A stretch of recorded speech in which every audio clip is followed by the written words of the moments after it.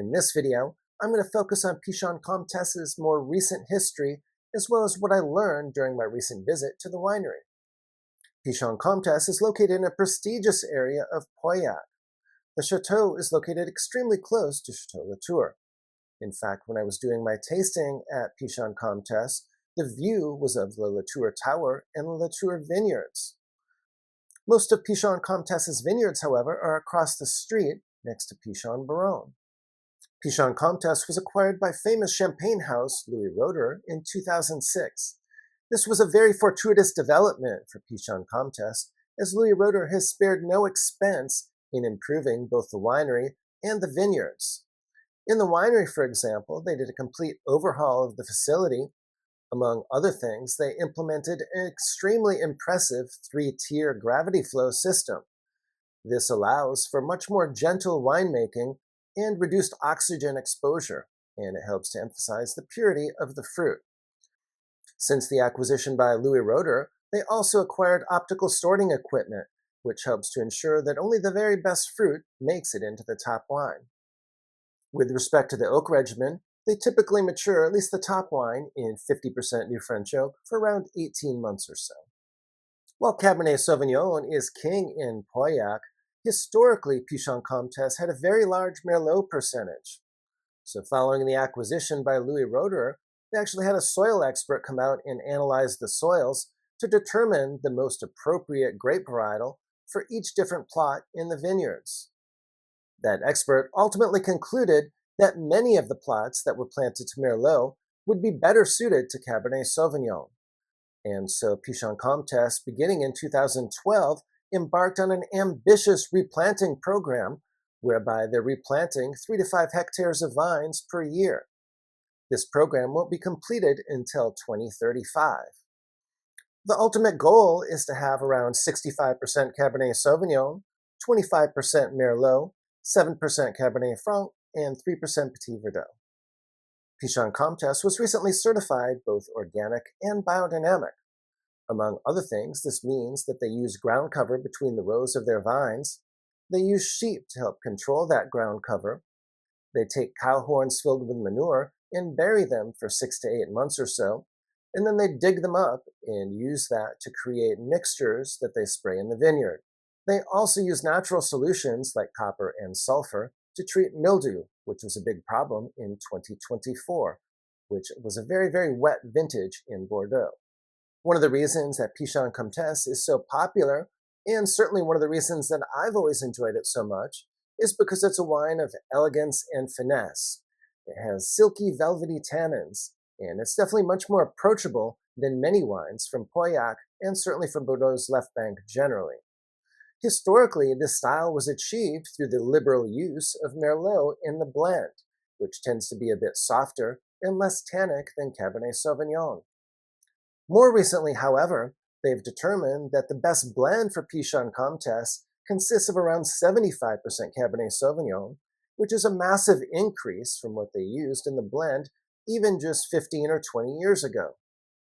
So the trick for the new winemaking team has been to try to figure out how they can achieve that historic style with a much higher percentage of Cabernet Sauvignon in the blend.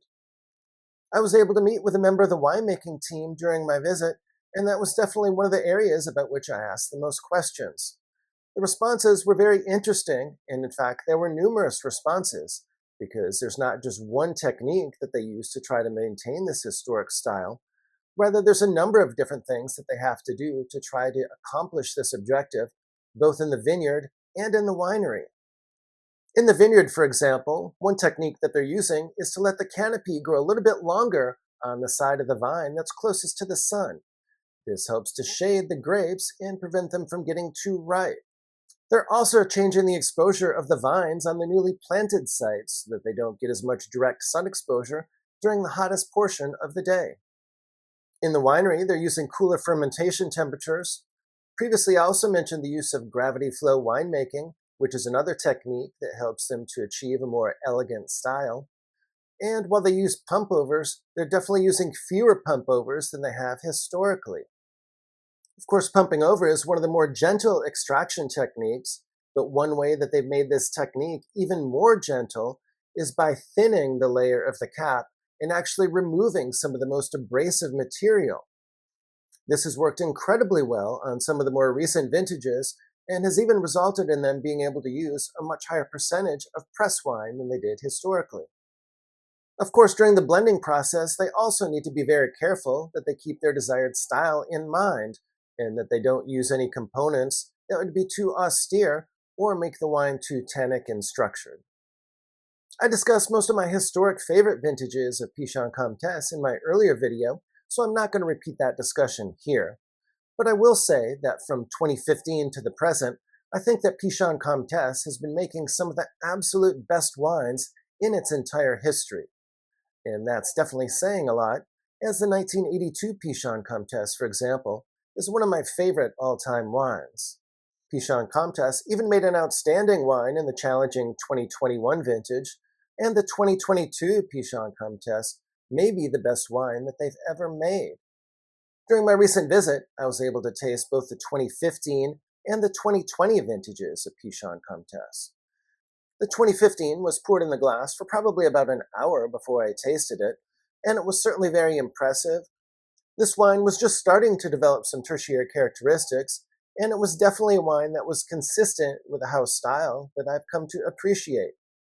But I was absolutely blown away by the 2020 vintage. If you're interested in wine recommendations, wine collecting strategies, and learning more about wine, please do subscribe to my channel. I've been collecting wine for more than 15 years and also have a level 4 diploma from the WSET. So I have both formal certification as well as substantial practical knowledge from the School of Hard Knocks.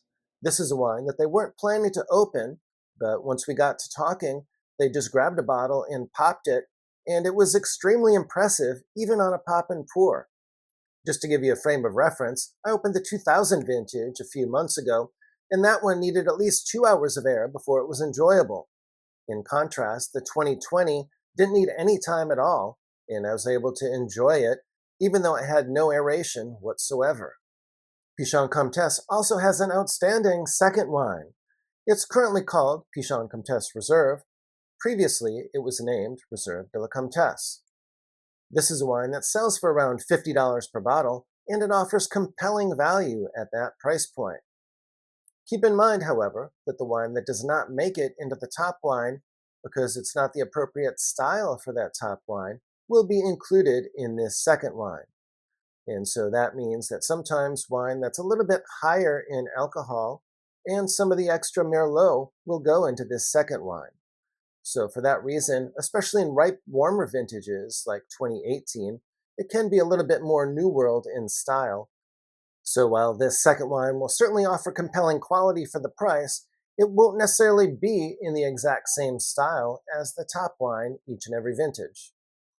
Interestingly, as part of the replanting program, Pichon Comtesse has also planted about 1 hectare of white grapes on one of the coolest parcels on their property. As such, beginning with the 2022 vintage, they'll be producing a white wine as well.